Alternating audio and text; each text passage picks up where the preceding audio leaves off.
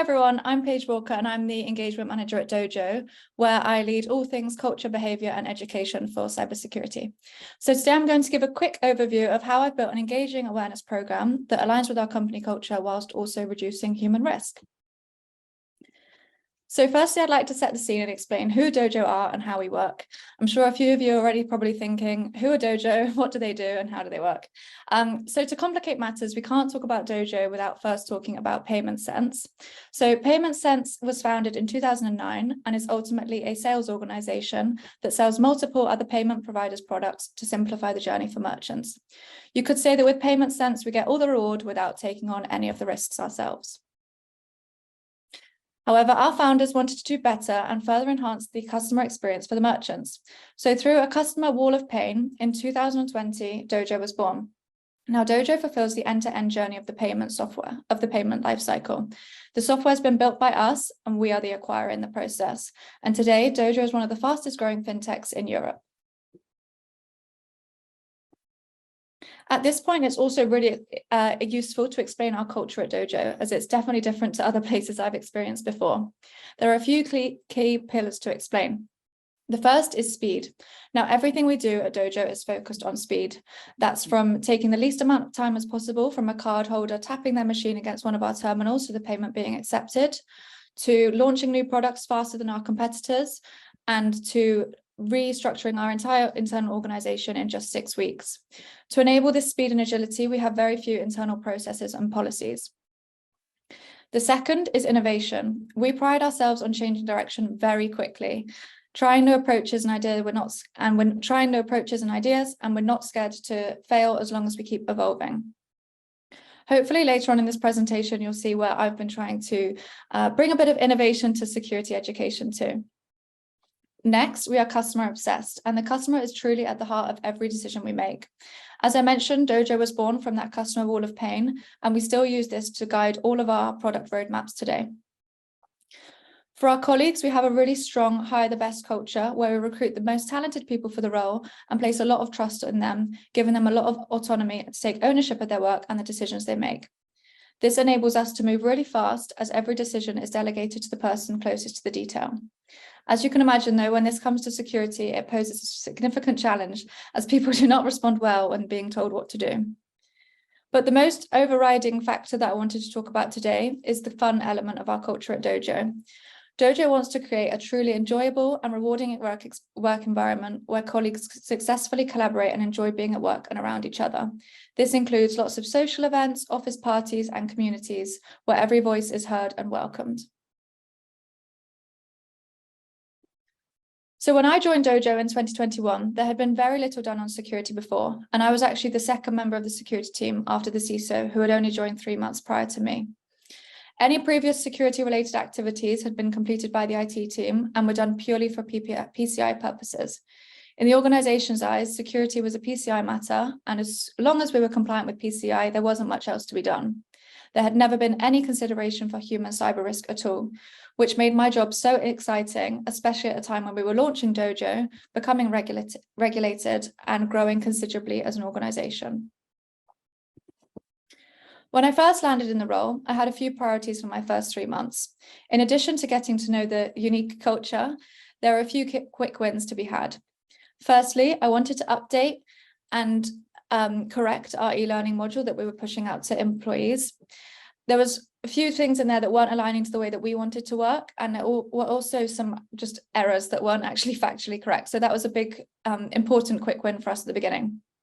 I also wrote and published a very high-level set of policies. So as I mentioned earlier, we don't really operate by policies, but we wanted to have a clear set of guidelines so that colleagues could follow them, and that could be the foundations for our program going forward. Another thing I was very keen to do was to quickly benchmark the behaviours to actually understand how colleagues were behaving and what was going on the ground. So I did this by a simple phishing simulation, and not only did I see a really high click rate, but I also saw lots of different methods of colleagues attempting to report the email. These included popping along to the IT help desk to tell their favourite IT colleague about the email that they'd received, people forwarding their email to their line manager, and people actually posting the email in a Slack channel to tell everybody what they'd seen and try and make sure that they weren't falling foul of the same.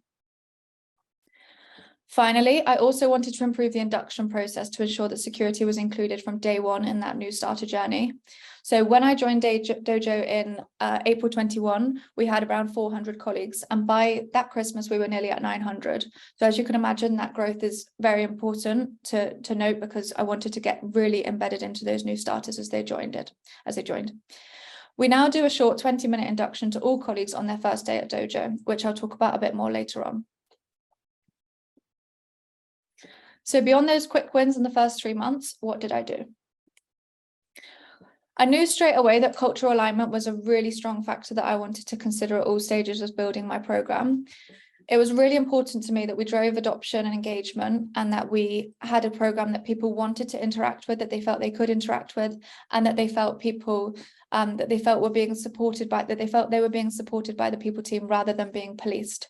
The program also needed to have longevity so that it would last for years to come, as I knew that Dojo was on an extreme growth plan. But ultimately, the plan couldn't go against the grain, and it really needed to align with what the company were already doing. Now, we often talk about tone from the top and the importance of setting the tone across all stages of all levels of the organization. And we're really lucky at Dojo. Our founders are really, really supportive of our program. And they often just say to us, tell us what you need from us and we'll do the rest. Just tell us what you need and when. So that's really lucky. But I wanted to do something slightly differently. So we aligned our founders' messaging with the Formula One examples. So they spoke a lot about the speed of the Formula One car and how fast that needed to be built and how fast it needed to get around the track, which definitely pulled upon the messaging with the speed that we do in the rest of the organization. But then we also asked them to talk about the safety of the car, and also the safety of the driver. So we cannot leave that safety element until the day before the race. It needs to be embedded at every single stage of that product life cycle and the testing. So it really was, we were able to draw a lot of really nice similarities between what we were trying to do and the Formula One example, which again resonated with colleagues really well, and it just brought the example to life in a bit more of a different way. Another thing that was really important to me was branding. So I wanted our colleagues to be able to know that they were interacting with a security messaging activity, whatever it may be, module. So branding was really important. So I wanted to keep this really fun and also aligned to our internal culture as well. So meet Artie. So Artie is based on one of our card machine terminals, as you can maybe tell from the machine and the design on the screen now. And Artie is an approachable, knowledgeable, and here to help all colleagues kind of robot. He's definitely friendly. He is there to help and guide rather than to punish anybody. And Artie is the consistent through all of our messaging, whether that be an e-learning module or anything else, whether it be in person, on Zoom, or as a physical asset in one of our offices. And you'll see plenty more of Artie throughout this presentation. I've spoken a little bit about onboarding already, but I wanted to talk about how our new starters are introduced to cybersecurity during their first few days and months at Dojo. So upon starting at Dojo, all colleagues receive a lovely welcome pack, which has Dojo notebooks in and messages about Dojo, or Dojo water bottles and various different items of swag. But it also now includes a little toy of Artie that they built themselves, and it comes in the box like you can see on the screen. So it's a really fun way to introduce the security team to the new starter. It starts to build that friendly relationship, if you like, before they've even arrived at any of our offices.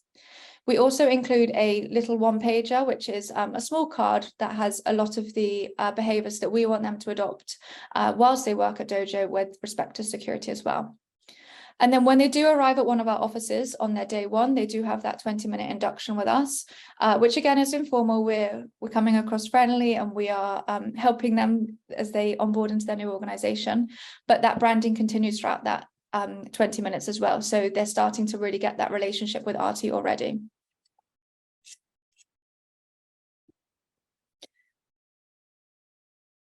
And e-learning then. So all of our colleagues, new and existing, still complete an e-learning module at least annually. It will never change, but it's as it's for regulatory purposes. But that being said, we're trying to make it as engaging as possible and to get the real use and value out of that seat time. So we've made that as interactive and as gamified as possible. again, through the use of Artie. So Artie helps the colleague detect different security risks while they're traveling through our offices. So Artie actually lives in the cloud, and he can then draw down and arrive at each of our different office locations. So as you'll see here, he's in our Hull office, and the Be Fearless sign is an actual sign in our office, and the layout of our offices is exactly like this. So it's really engaging. It helps people spot risks, and Artie is there to help them through the process, again reminding them that they're not alone, they've got help, and it's a fun activity for them to do. So on to some more non-regulatory activities that are hopefully a little bit more fun for our colleagues. So we have created a series of escape rooms that our colleagues partake in at various different parts throughout the year, and informally and informally. So we wanted to create something really engaging and different to anything that our colleagues had seen before with these. So each escape room has a different theme. So one could be on password hygiene, another is about educating our employees on the threats of social engineering and how they can protect ourselves. But the kind of running of the escape rooms always stays the same. They can take part on their own, or ideally they take part with a small group of colleagues. And so we encourage that collaboration kind of nature as well as they're going through it. We get really positive feedback through these, so colleagues don't feel like they're doing cyber education. They get genuinely excited to see the different things inside these boxes and interact with the different games. And it's really great for us because we can have some colleagues at the coffee bar, and we will then just approach them in a really informal way, get their attention, and they don't even realize that they came to do cyber education. They thought they were just coming for a coffee. And it's really, the other value we get from these is that we get really valuable conversations happening with our colleagues. So it's a really safe space for them to be able to ask us questions that they may not have asked in a digital channel otherwise. And we just have those really valuable conversations through the use of these cyber escape rooms as well. You'll also see here through the prototype image on the screen, which is currently in build, how we have started to incorporate Artie even through these escape rooms as well. So he can start to guide them through these escape rooms just like he does for the e-learning and just like he does through the communications as well. So for our customer service centres, which we have around the United Kingdom, we have a more scheduled and a far less flexible way of working. So I needed to flex the approach slightly to make sure that we were going to reap the same success as the physical escape rooms at the same frequency in the various office locations. So here I have introduced a digital game whereby it's a very similar story, but it's all online. So as you can see, our colleagues log into a platform. They then still collaborate with each other through the videos and mics, but they complete a different series of challenges, which again teach them about various different cyber concepts as well. And again, we see Artie taking them through these challenges, and he is the host of all of these. Again, kind of just reinstating that messaging that this is a cyber education, and it's consistent and it's friendly and it's enjoyable for them. So on the theme of having different colleagues then, so we have various different colleagues in our organizations. I'm sure you guys do as well. So we have developers, engineers who do completely different roles to customer service agents or our marketing team, for example. And we do actually use a platform for some of our developer education. But on this, I purposefully wanted to choose a platform that was gamified, that was fun, and that was enjoyable for them to use. And I actually let the engineers choose this platform for themselves through a short proof of concept across a few different platforms. And that already helped us get that stronger buy-in from the engineers because they already felt more positive. They felt that they were included in the process and they had chosen a platform that they enjoyed using. And to drive further education on this platform, we host a lot of in-person events for the engineers, which take a kind of hackathons, capture the flag type approach. So as you'll see here on the screen, this one was based around May the 4th, and it was a Star Wars theme, and you probably guessed it, it was hosted on the 4th of May last year. But it involved a really fun afternoon with lots of prizes, again, themed to Star Wars, pizza, food, drinks, and everybody just came along and had a really fun afternoon where it was informal, it was fun, and they had a really fun competition whilst also learning. And while that's all great, we also get the some really valuable data from these events. So we can see from there the areas that the engineers struggled on, where they excelled, which then in turn helps us tailor the modules for them and create different content for them that's tailored to not only our business needs, but also where we see their strengths and weaknesses coming out as well. Now, we also do lots of airtime with our colleagues as well. So not only myself, but the rest of our security team do as well. We do lots of town halls, Thursday sinks and brown bags, but we do try and get experts in as well. So it's not only our faces that colleagues are seeing promote security in the organisation. So this one here, for example, we tried to keep it more really topical. This one is New Year, New Threats, which was hosted in January. And we try to also incorporate material that is applicable to colleagues across their personal lives as well as their professional lives, because we're really keen to get people adopting the right behaviours in all aspects of their lives, not just while they're at work. And we make sure that these talks are very non-technical. They're aimed at everybody in the organisation so that people can come learn. If the technical people want to have those conversations afterwards, then great. And if the non-technical people do, then even better as well. But they provided great value, and we have really good feedback from these external events as well as ones that we run ourselves. Developing further then on the presentation point. So we have also seen value from showing things to our colleagues and bringing those concepts to life rather than just a slideshow.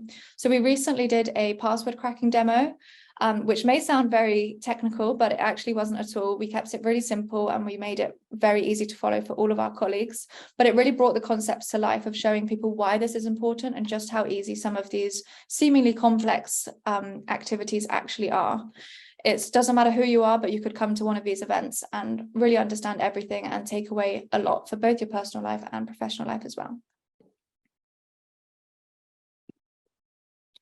We do also do phishing simulations on an ongoing basis. So we base these on tools and technologies that our colleagues use every day in their working lives. So the one you can see here on the screen is from Slack, which we use extremely heavily as an organization. And doing this makes it not only more realistic, but it makes people really stay vigilant in a different way to if we were using, say, free Amazon voucher or free Costa coffee card or something similar like that. So that was really important to us, that they were based on the actual technologies that our colleagues use on a day-to-day basis. And we also, relating back to what I said earlier about multiple reporting processes or severe lack of reporting process, we like to take this duty out of the colleague's hands. So we've introduced a button so that as soon as the colleague hits that button, they have nothing else to do. Us as a security team deal with the rest, and they can carry on with their day and their day-to-day roles. So that's significantly improved our reporting rate on phishing simulations and on non-phishing simulation emails as well. Now, I want to talk a little bit about physical behaviour in our offices as well. So we really don't want to shame anyone or to make anybody feel like they're being monitored or policed or being called out or embarrassed by this. So we gently introduce this in a few different ways. So we have stickers on all of our laptops, as you can see here. This one's for a MacBook, but we have the same for a Windows device as well. And these are on a colleague's laptop when they join Dojo. And for existing colleagues, we obviously put them on afterwards as well. But that's just a friendly reminder to make sure that people have that thing that they see every day, reminds them what to do and when. And when those devices aren't locked, then if we do come across laptops in the office that aren't locked and they are unattended, then we have these simple to use cards that we have as a security team, and we also have a few different people around the office using them as well.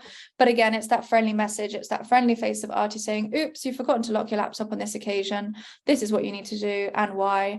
And it's that consistency that with everything else that they've seen and done that reminds them, oh yes, I learned that in the e-learning module and we spoke about that in the escape room, for example.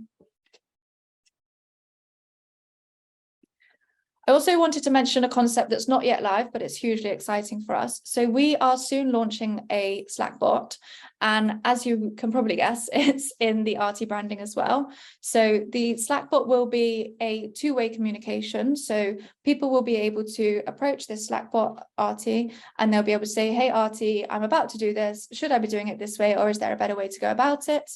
But also we can in time then use the intel from our SecOps tools to push out gentle messages and nudges at the right time through the use of Artie. Again, this is just reiterating that we're an approachable team. We're here to help them rather than police them. And it really embeds those strong behaviours in a educational but informative way as well. So we do regular town halls, as I mentioned earlier, but in the keeping of the culture with Dojo, we often do these with lots of kind of fun things going on in the room as well. So we wanted to jump on that trend as well. We didn't want to go against the grain, and we wanted to make our security announcements fun and enjoyable. So for example, when we launched the report button, we had report button cupcakes and we had report button donuts, just to get people familiarized with the look of that button and embed that behavior within themselves, so that they don't think, oh, what did that button look like again? It's straight away in their head and they know what to do. We also introduced fish juice with the kind help of a vendor, to again just make it a bit more fun. These beers that you see in the middle of the screen, they have different security messages on around the edge of the packaging, which got colleagues talking not only to us, but also amongst themselves. So those conversations probably wouldn't have been happening if they had have just picked up a Carlsberg, for example. They would pick up this fish juice, think, what's this? Funny play on words, start to read the package and start to talk to their colleagues as well. So just those mental reminders and just getting security as a common talking point, rather than it being the perception that we are this team in the back of the office behind the black windows and we weren't able to talk to people as well. So again, transparency is a really important factor for us when thinking about our communications with the business. So we share as much as we possibly can with our colleagues within reason. For example, we will share the roadmaps of things we're working on. We talk about what's going on in the industry that we're seeing. For example, we've recently been talking a lot about the Samsung issues with ChatGPT. As you can imagine, ChatGPT is an absolute hot topic for us at the moment. So that's really helped bring that to life as well. But we also share intel from our security tools, such as we're seeing a spike in this threat and it's because of XYZ. We're really happy to share that with our colleagues. And we want to bring them on that journey with us as well. But the branding, again, it stays consistent. It's all in the arty theme. And we want to keep that consistency throughout every interaction that we have with a colleague. But these articles we do, as you can see, the watch out area at the bottom, for example, we keep that applicable for people's personal lives as well as their professional lives, again, just to embed those behaviors in all of their life and to also just be helpful humans that are passionate about what they do. So we recognize that it's really important to provide colleagues with the tools that they need to be able to act securely. There's simply no point in doing anything that I'd mentioned so far without giving people the right tools to be able to make the right decision at the right time. So we equip colleagues with everything they need to be secure. So for us, this has included a password manager where we've not only given them a password manager to use at work, but also in their personal lives and also for close members of their friends and family. And we've also given them tools to be able to send data securely, for example, any confidential information that needs to be shared with a third party. So how do we measure the change? And you'll notice here that I say change rather than improvement, because I think that's a really important point. Some of these initiatives won't always drive an immediate improvement or maybe even an improvement at all. But it's really important to understand what's actually changing, if anything, and so that you can then adapt your approach and tailor it if need be. So we do this via a few different ways. So reporting behavior is a huge one that we look at naturally with the threats of social engineering. So we look at our reporting behaviors on all simulation emails as well as non-simulation emails. And we also can do this quite specifically. So for example, if I know I'm going to be running a escape room activity in Bristol, I can send a specific fish to that group of people before, then run the activity and then take a different benchmark afterwards through a different phishing simulation. And then I can conclude whether that activity has achieved the objective that I wanted. We also look at office behavior, as I mentioned, those things like wearing lanyards in the office, locking screens. We look at password manager adoption, so how that's going, how many people are using it, and within that also how strong the passwords they're storing are.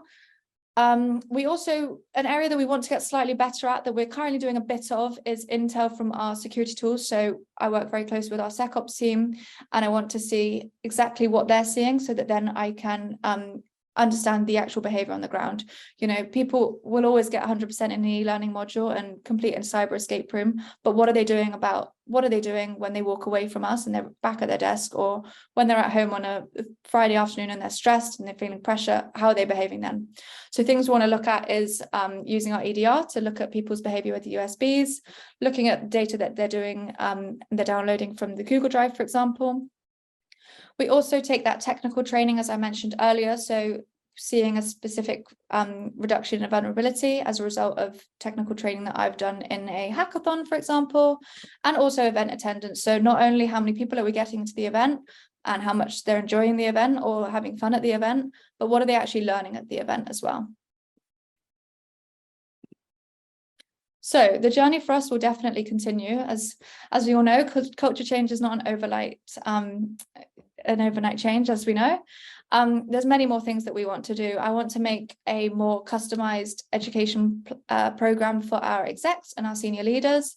I also want to use that SecOps data more, as I mentioned earlier. And I also want to evolve those escape rooms so that they include more VR and more technology with that as well. But that's the end of my talk for today. So I just wanted to leave you with a few takeaways before we wrap up to any questions. So technology alone cannot change behavior. However, it can be an enabler. So I mentioned, I don't believe that putting a colleague in front of 6 e-learning modules every month is going to change their behavior, but we can use it to be an enabler. Desired security behaviors must align with the organization's wider culture. So you really have to think about the culture that you're in and what's going to work for the colleagues and how you're going to complement that culture in a way that's effective for colleagues. Measuring your change is key. So make sure that you know what metrics you're trying to change, how you're going to measure that, and then how you're going to tailor that as you kind of go on. And finally, culture change, as I mentioned a second ago, is not a quick win. So stick at it and hopefully we'll get there in time. But that's the end of my presentation. So I thank you all for attending and I welcome any questions.